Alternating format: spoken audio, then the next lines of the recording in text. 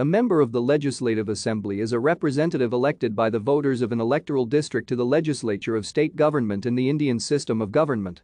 From each constituency, the people elect one representative who then becomes a member of the Legislative Assembly.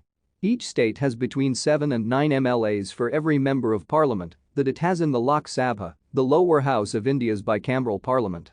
There are also members in 3 unicameral legislatures in union territories: the Delhi Legislative Assembly, Jammu, and Kashmir Legislative Assembly, Puducherry Legislative Assembly. Only a member of the Legislative Assembly can work as a minister for more than 6 months. If a non-member of the Legislative Assembly becomes a chief minister or a minister, he must become an MLA within 6 months to continue in job. Only a member of the Legislative Assembly can become Speaker of the Legislature. In states where there are 2 houses, there is a state legislative council and a state legislative assembly. Thank you for watching. Like and subscribe if you would like to view more of our videos.